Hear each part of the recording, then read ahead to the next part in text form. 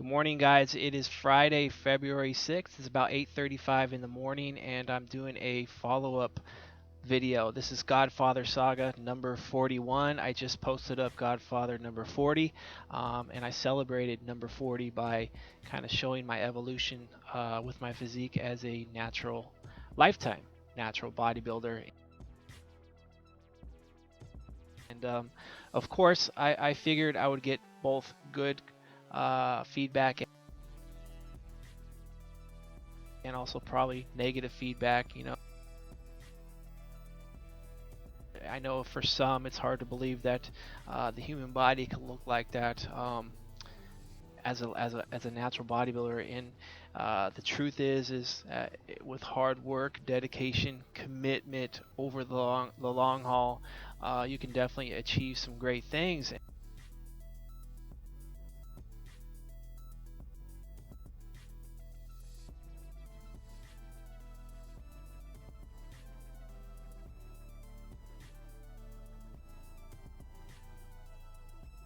And with that said, one of the comments on the video I got from Nick Fit. Basically, he said, as an 18-year-old, this is true inspiration to know how much room I have to grow and improve, just like you have done over your years.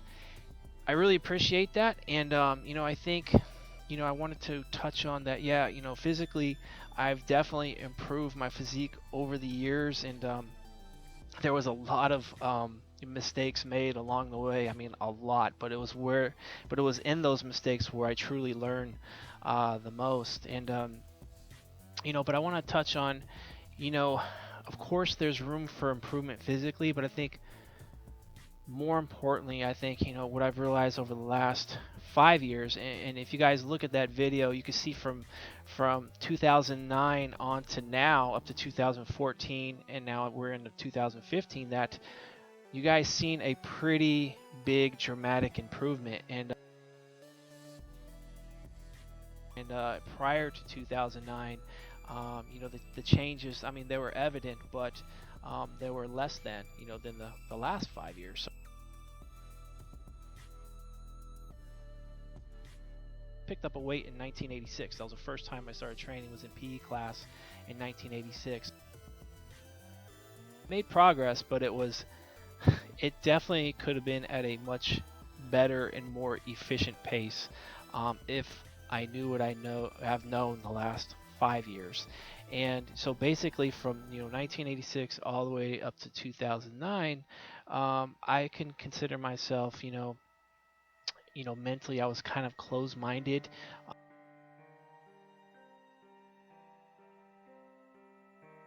I was seeing things either one way or the other, so right or wrong. And I think I was introduced early to Dorian Yates HIIT training in the early 90s.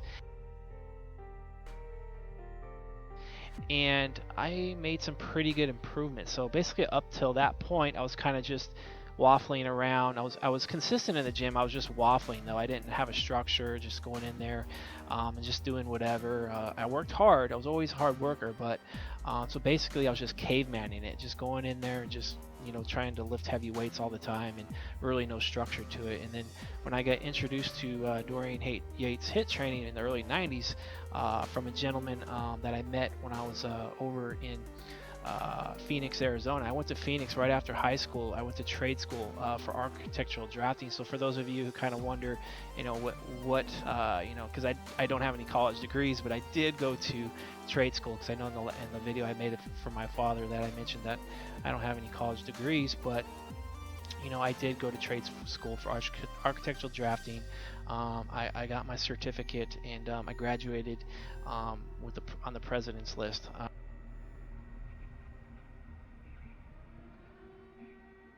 So I do have some skills other than bodybuilding, but yeah, I met this gentleman in Arizona, and he introduced me to the Dorian Yates, Mike Mincer HIIT training, and I made some significant progress in pretty much a very short time span. So in my mind, I was like, wow, I discovered the holy grail to getting big and building muscle. So I was like, this is the way to train. And basically I fell in love with that. And from the early 90s all the way up until 2008, 2009, that's how I trained.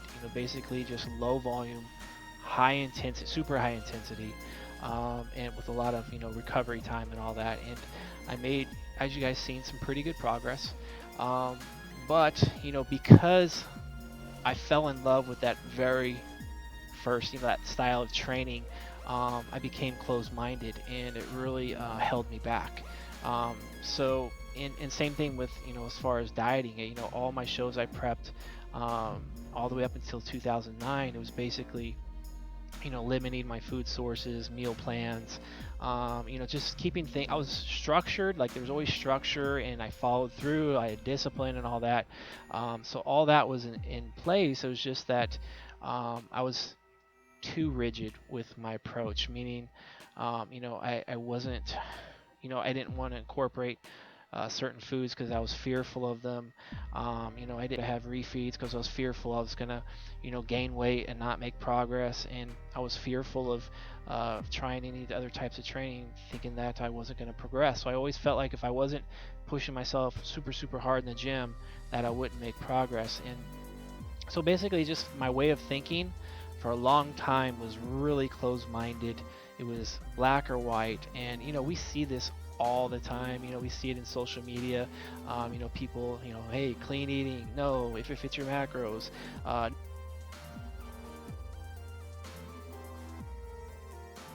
So we're always like, it seems like there's always debates going on when it comes to the sport. And truly in 2009 when I started that prep, because basically from 2006 to 2009, I was kind of in a hiatus. I really wasn't gung-ho about the sport. I was kind of depressed, didn't really want to compete anymore, and kind of semi-retired. But in 2009, I approached that season with a different perspective. I'm like, you know what? I'm just going to do this for fun.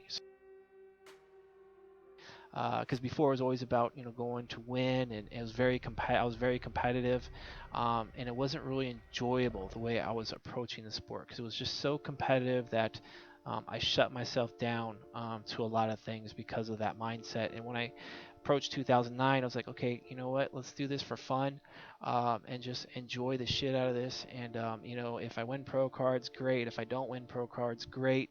I just want to really experience everything about this and have fun. And long story short, in 2009, I won 2 pro cards. And I also met Eric, Brad, and Alberto.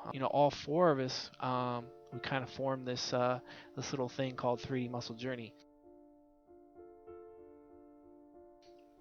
And those guys really helped me to open my mind up, and basically, they taught me a lot about other approaches to the sport and more balanced approaches. And it didn't mean, because we're balanced doesn't mean we're not disciplined. It just means that we're open-minded to all types of different approaches. And if you can instill some of these approaches into your programming and your life, it just makes things more enjoyable, and you're still able to make good progress, if not better progress. So the difference, from 2009 to now is that I've really embraced having an open mind, not being closed-minded, not looking at things as this way or that way, but actually incorporating a multitude of approaches, and finding what's practical, finding what's enjoyable. And if it's enjoyable and it's practical, chances are it's going to be more sustainable. And that's what I've really learned over the last prep in 2014, was that it was probably the less, I would say, rigid. It was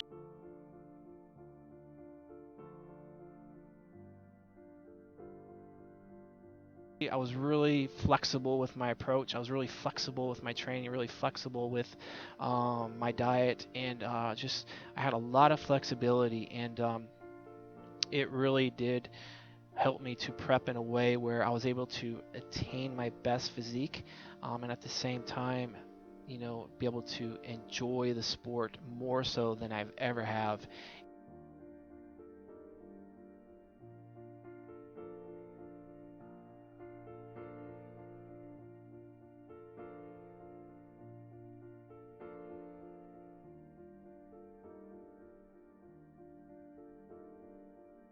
because of the flexibility and because of the practicality of it, and because I was enjoying it, it was definitely the most optimal prep I've ever had. So I guess what I'm trying to say, guys, is that if you're young, you're starting out, or you're relatively new, within the first couple of years, or even if you're a veteran, I think for me anyways, the best way I improved my physique was basically up here, and I learned to look at things from all different types of perspectives, and I think it gives me the edge because I'm open-minded and I can incorporate all types of different things from other people, from into my own uh, program, that it's made me a far better bodybuilder. And so yeah, so that's huge. So if I would have just kept doing what I was doing, all the way through from 2009 up to now, I'd probably still be that 160-pound bodybuilder on stage that you saw in 2009. And now, because of the open-mindedness and the better perspective I have on things, now I compete as a 170-pound bodybuilder. So we're talking a 10-pound difference from 2009 to 2011 to 2014. Because 2011 to 2014, I was about the same weight. But in 2014, I think it's just a little bit crisper, a little bit tighter, so a little bit leaner, with maybe a little bit more size. So even now, at the age of 43, I don't have, I'm not that old dog that can't learn new tricks. Still have an open mind. I'm still, looking for better ways of doing things, as long as I could, make it practical for my life, and how I incorporate it into my life and into the sport. So yeah. And what's very cool is that our team, we have we're a four-headed monster. We have four awesome coaches, and Eric Helms, as you guys know, he's like one of the most intelligent guys I know. This guy basically every Monday he does our R&D, our research and development, and every Monday I look forward to my inbox because I get to watch him give me a video every single week on the latest research. And as a coach, I get to learn all the latest stuff, and I get to help myself, with the latest research as an athlete, if I can fit it into my life schedule, and I also get to utilize it as a coach with my athletes that I personally work with. And if it's practical for their training, then I get to use it. If not, well, that just means we have to find better ways of doing things. So yeah, guys. So basically, in a nutshell, keep an open mind. Don't be closed-minded. Don't debate. Because there's always benefits from everything. There's always something you could take away from somebody. And I think if you stay closed-minded, you can miss out on a lot, and you can really hold yourself back. And and with this open-mindedness that I now have, I definitely see myself making significant progress in my physique in the coming years, and more importantly, probably more progress up here.